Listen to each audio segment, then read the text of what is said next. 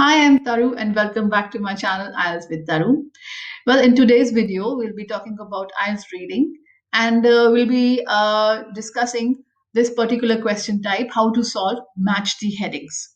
All right. And it's really easy. So we'll be doing it easily and step by step. All right.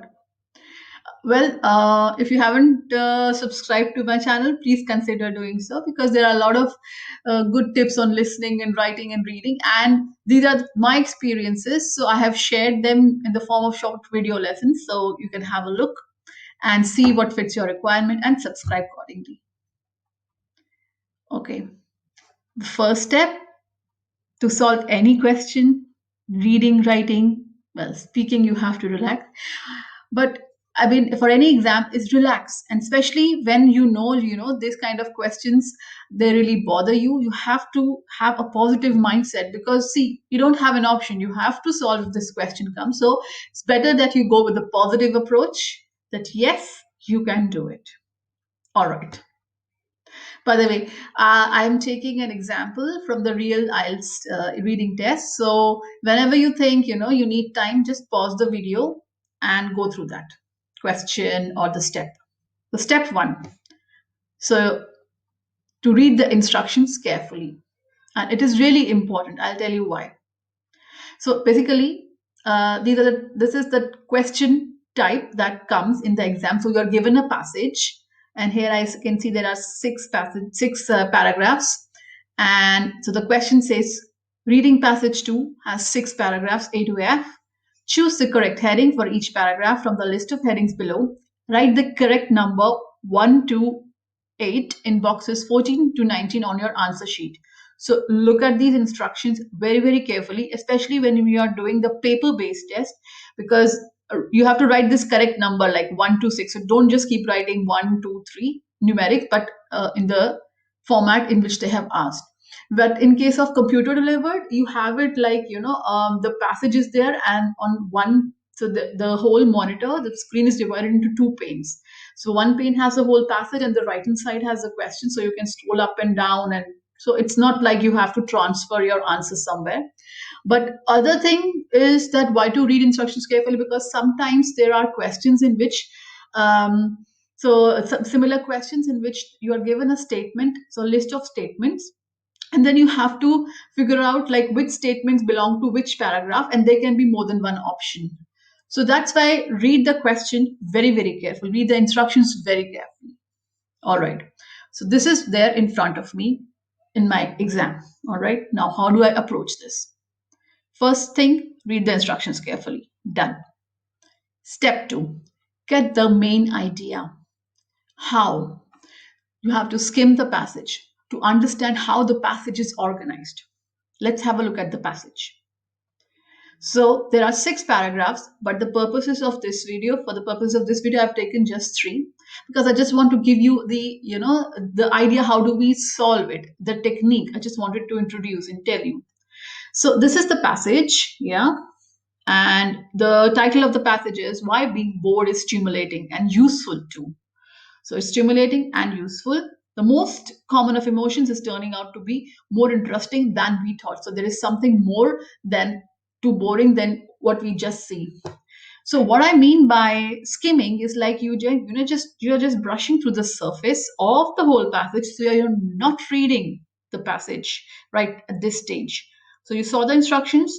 Now you just look at the passage. Okay, what is this passage all about? So there is a title which gives you one clear indication. It's something about being bored, yeah, and there's some benefits out of it, and turns out to be more interesting. So there must be some interesting facts or some kind of studies. So how is the passage organized? So it can be organized in the form of a problem solution, or causes, or reasons, or just some facts are given, or timeline is given. Now, how do we get the main idea? I tell you. So the first thing is from the title, yeah, then you make a visual picture in your brain. Okay, this is how it is. So we all know how it feels, impossible to keep your mind stretches out by defining. So I'm not reading word by word and I'm skipping words also because I just want to know the main idea.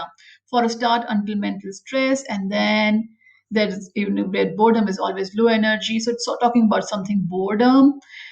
and asking people experiences. So then some experiences are there, and then I see some um, these researchers names are given, different parts and what they are doing. So psychologist is here, and another person, some researcher is there from University of Konstanz in Germany.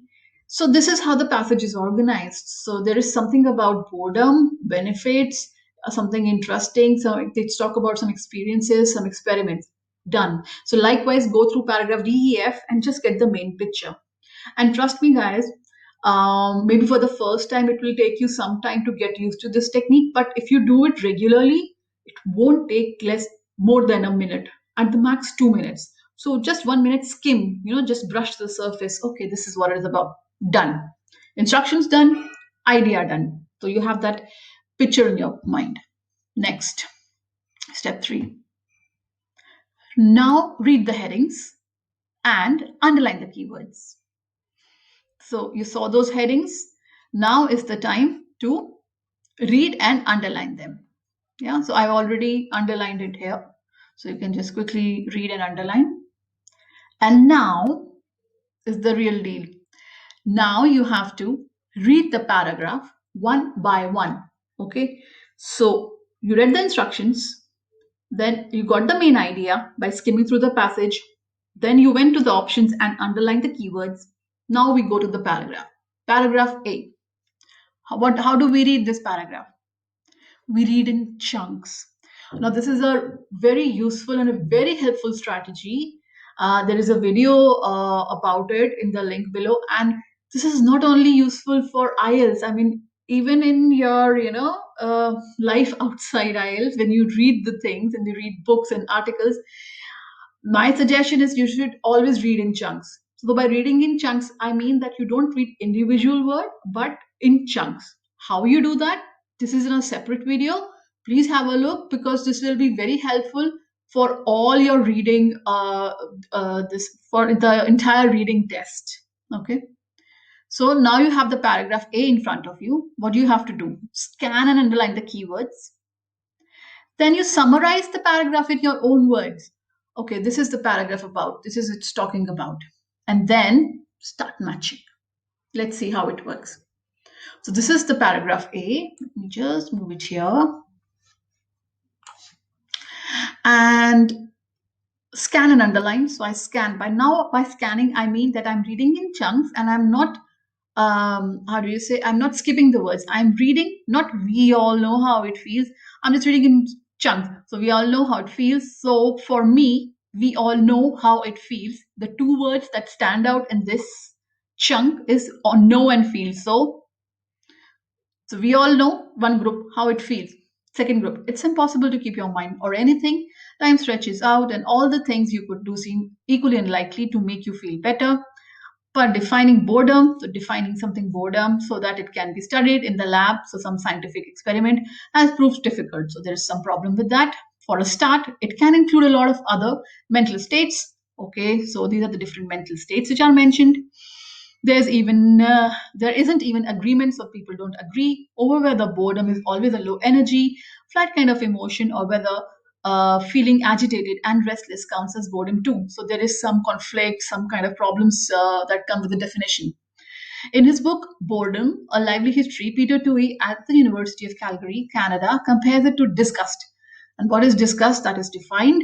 And if disgust protects human from infection, boredom will protect them from infectious social situations. So basically, this paragraph, if I try to summarize, I'd say that this talks about, that definition of boredom is very difficult to define because there are lots of different ways in which you can look at it, and there is no single agreement on about it.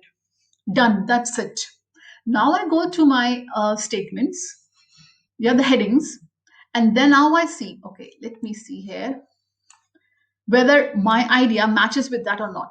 Now I read like this. The productive outcome? No, I don't think so. There's any productive outcome mentioned. What teachers can do? Nothing about teachers. A new explanation, a new cure? I don't see any explanation of cure. Problems with the scientific approach to boredom? Problems with a scientific approach to boredom. Yeah, so there were some problems because there was no agreement as well. And scientific approach, yeah, because there was something to do with the lab right here. So I'll just park it. Okay, lock this one, number 4. A potential danger, but I will still go through the rest because that is very, very important. So you find it, but don't stop there, because it could be that there is something more similar, and then that matches the idea much better, the paragraph much better than this one. So keep on reading. A potential danger, no, I don't see. Creating a system of classification, no. Age groups, nothing about age groups. Identifying those modes, nothing. So I am 100% sure that this is problems with scientific approach to boredom. And why I say, because I see it here. It can be studied in the lab and is proved difficult. And then it gives an explanation why. Done. Yeah. Don't worry, I have 2 more to go, but I'll just try to summarize, because the more you listen to it, the more you listen to the summary, the more more it registers. I think that works best for me, and this is what I wanted to share with you. So read the instructions carefully, get the main idea, brush through, skim. Number 3, read the paragraph, and then the headings, underline the keywords, and then go to paragraph 1, scan it, underline the keywords, summarize, and then start matching. Next, paragraph B, same thing. Scan and underline. So I underlined it already. This is from A, so that's why it's highlighted. Summarize and start matching. So underline is already there. You can see the words, but now I'll summarize. Let's see. So by asking people about their experiences, okay, some person and his team, they identify 5. So that's something, some kind of a category: indifferent, calibrating, searching, reacting, and apathetic. Okay, done. They can be plotted on 2 axes, fun running left to right. Okay, so they plot something on the graph. Done. Intriguingly, it goes from that people experience all kind of. So the conclusion drawn from his study, the identification of the 5 types, most damaging is this. All right, see, I'm not even reading the whole sentence, because when you highlight this or underline this, you say, okay, this paragraph or this sentence is talking about the most damaging is reactant. Okay, the most useful is this. However, it remains to be seen whether there are any character traits. Okay, so this paragraph is talking about some kind of study done, and then they identified some kind of categories to boredom. So this paragraph talk about the category and which one is good, which one is damaging, which one is most useful, and so on. Let's find out. Productive outcomes. I don't see productive outcomes. Teachers prevent boredom. Nope. New explanation, new core. No, I don't see. This is already done. Potential danger. I don't see. Creating a system of classification for feelings of boredom. I think this could be, but I'll read on. So I'll lock this, but I'll read on. Age groups most affected by no. Identifying those most affected. No. Okay. So what do you think, guys? Yeah, I think creating a system of classification for feelings of boredom is my answer. And how I get it? I get it from here. Okay. Paragraph C. Same approach, same thing. Psychologist Sandy Mann goes further, reason, including boredom. For a reason, there are, okay, man has found that being bored makes it more creative. Now, here is the usefulness. Yeah, the interesting bit about being when you get bored. So, there are experiments. They found what? People who had been made to feel bored, copying numbers, come up with more creative ideas. So, experiment, they found more creative ideas than in a control group. Concluded that the passive, boring activity is best for creativity because it allows the mind to wander. Okay, so there is something good about the benefit that we see. So it's not it's kind of yeah, let's see the options and then we'll see which one matches.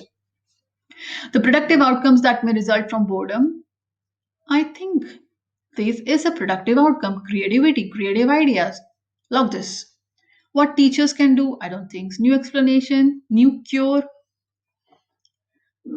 I don't think so. There is new explanation or anything. They just conducted one experiment and found something. So let's see. Okay, this is done. Potential dangers not there. This is done. Age groups, nothing given. Identifying, nothing. Now, if I are confused, just go back to this again. Productive outcomes, new explanation. What clicks to your mind first? To me, productive outcomes, and I can correlate because it says creative ideas. Yeah, here mind to wander, so it has the likelihood of matching number one to this paragraph is much more than if I read a new explanation and a new cure. I don't see anything. Number one it is. There you go. And done. I mean, if you follow this strategy, guys, I'm telling you, this the fear that you have for this matching headings will be gone just like that. But you need to read a lot, not only this passage, but even outside. Read articles related to the IELTS writing essays, so that it will help you not only to improve your comprehension skills, your synonyms, but it will help you in writing as well. And read in chunks. I tell it again and again, and I will keep on repeating it, but this is really important. So check out that video how you do that. It's very easy, and this is for matching the headings. So yeah, that was it, guys, for now.